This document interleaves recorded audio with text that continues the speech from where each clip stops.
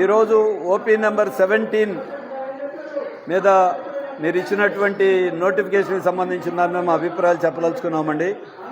వీటిల్లో ముఖ్యంగా ఈ దామోదరం సంజీవయ్య దమర్ పవర్ ప్లాంట్కి సంబంధించిన దాని మీద ఏపీపీడీసీఎల్ వారు ఇచ్చినటువంటి నోటిఫికేషన్ ప్రకారం సుమారుగా మరి 1400 కోట్ల రూపాయలు అదనపు భారం మోపే రీతిలో వినియోగదారుల మీద ఉంది. దీన్ని తిరస్కరించాలని చెప్పి మేము కోరుతున్నాం.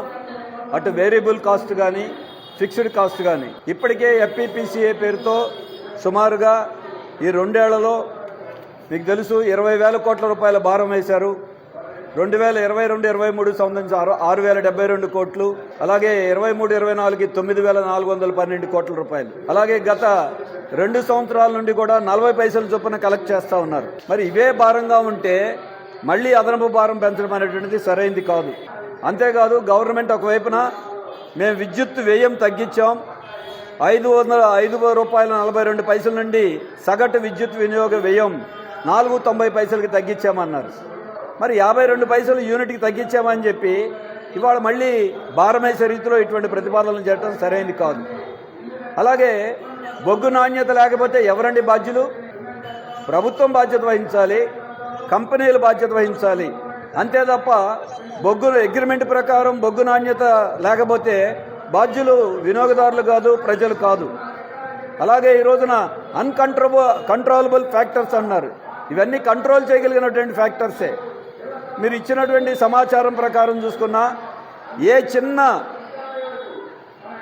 మెరుగుదలున్నా ఖర్చు తగ్గించినా అది ప్రభుత్వ విద్యుత్ శాఖ మంత్రి గారు మొదలు ముఖ్యమంత్రి గారి వరకు మాదే గొప్పతనం అంటున్నారు. మరి ఈ నష్టాలకి 1,419 కోట్ల రూపాయల లోటుకి ఎవరు బాధ్యత వహించాలి?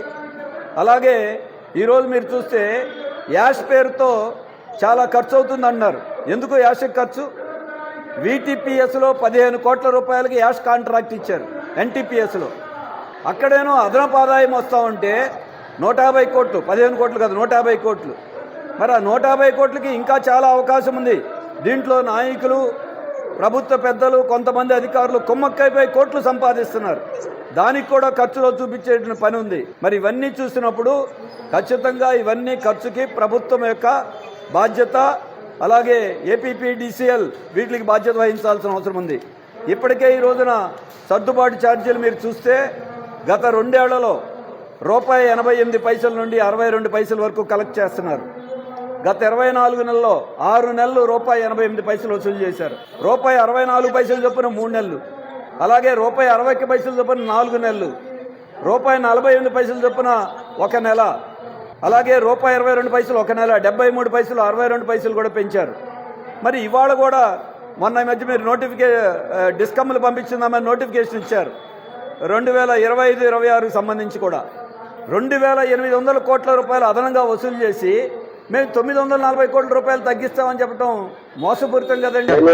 ముందుగానే కలెక్ట్ చేసేశారు. కలెక్ట్ చేసిన దాంట్లో తగ్గించి 13 పైసలు త్రూ డౌన్ చేసేమంటాం వచ్చి మోసం అది. మరి ఇటువంటిది ప్రభుత్వం వీటికి సమాధానం చెప్పాలి. ఈ పెట్టినటువంటి మేము బొగ్గు నాణ్యత లేదనో, లేకపోతే ఇతర సాంకేతికమైన కారణాలు, ఫ్యూయల్ కాస్ట్ పెరిగిందనో, వేరియబుల్ కాస్ట్ పెరిగిందనే పేరుతో మీరు ప్రజలను దగా చేయడం కరెక్ట్ కాదు. ఇప్పటికైనా ఈ ప్రతిపాదనలు మీరు తిరస్కరించండి. ఎఫ్పీపీసీఏ విధానాన్ని రద్దు చేయండి. గతంలో మీరు ఇచ్చినటువంటి ఆదేశాల వలన 40 పైసలు కాదు ఎంతైనా వసూలు చేసుకోమంటే ఇప్పుడు దానికంటే కూడా ఎఫ్పీపీసీఏ భారం పెరిగిపోయింది. మరి రేపు ఇవన్నీ కూడా ఏదో ఒక రూపంలో టారిఫ్లో కానివ్వండి, లేకపోతే ఎఫ్పీపీసీలో కానీ ఎక్కడో చోట సర్దుబాటు చేసి మళ్ళీ వినియోగదారులే బలైపోతూ ఉన్నారు. కాబట్టి ప్రతిపాదన తిరస్కరించాలని భారత communist party, Marxist, CPIM Andhra Pradesh committee తరఫున మేము కోరుతున్నాం. ధన్యవాదాలండి.